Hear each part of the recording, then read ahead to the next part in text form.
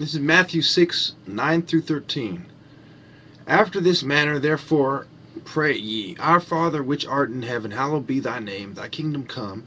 Thy will be done in earth as it is in heaven. Give us this day our daily bread, and forgive us our debts as we forgive our debtors. And lead us not into temptation, but deliver us from evil. For thine is the kingdom and the power and the glory forever. Amen.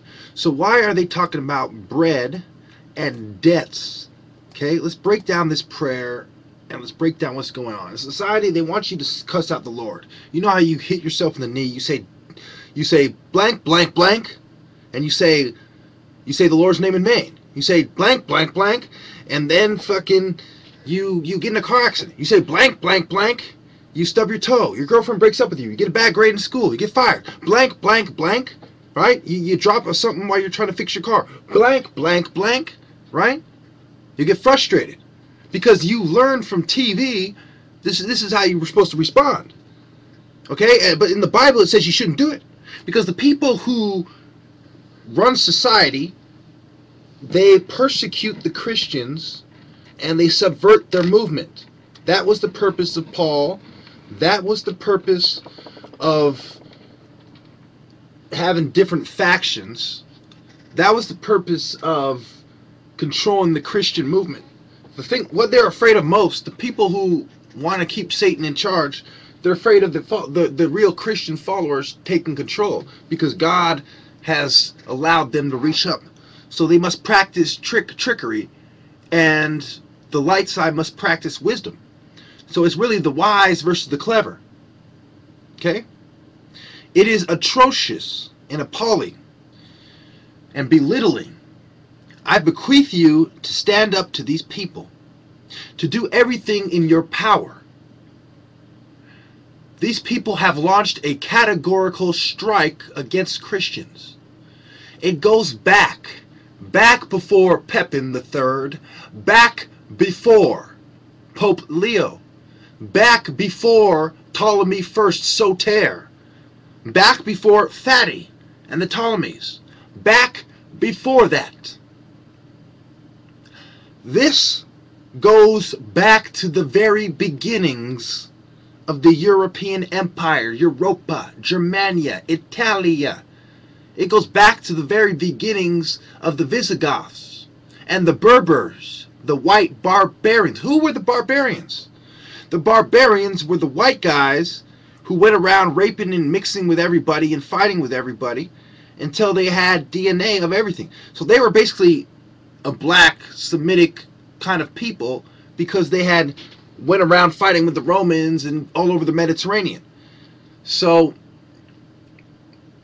when you really break it down, who is who and who descends from who, notice that the people who are in charge descend from the scum who historically were in charge. The people who misquoted Egypt and started the cult of Dionysus, Demeter. Understand what is going on here. Who is Samarat? Semiramis. Ramses. Rames. When was Ramses? Around 1220 BCE, remember? Ramses, synonymous with the Exodus Pharaoh. Ramses the Great, 19th dynasty. Now, when was Queen Semiramis? Much later. Much later. Some people say that she's the queen from about 700s BC in Babylon. That's a common view of her. The Trinity from Babylon. Ninos, Tammuz, Semiramis. You understand what they're saying? Do you understand who the Sabians were? And Sibonus. And Jupiter. Understand the Trinities that I went over in the last video.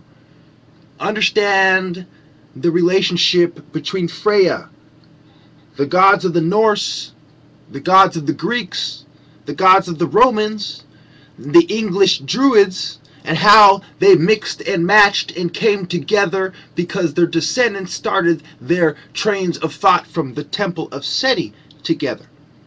Where were the Greek mercenaries? In the Delta. Who brought them in?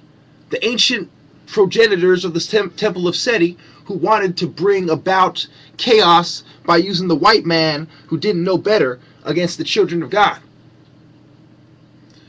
When was chess introduced to Europe, okay, it was introduced way after the fact. Who they gave it to? Who did they get it from? The Asians. And who did the Asians get it from? The Egyptians. Look at the fucking history books. Everything I'm saying can be verified. Do you find it a coincidence that the people who started the certain ancient empires practiced things a certain way? Then the people they subjugated all of a sudden started doing the same fucking thing? Think about it. You think everything evolved separately when empires brought them all together and merged in gods together? Think about it. You think the people who happen to be part black just happen to bring gods that are similar to Egypt and share the same Mediterranean fucking sea that they do? Think about it. You think the Ishmaelite traders and the Arabs who would give the Christians and the Muslims their schools of thought traded with Egypt for no reason? Abraham? There are no coincidences in the Bible. Everything is connected in the Bible. Jesus said, before Abraham, I am. Because the things that are, were, and will come. Thank you.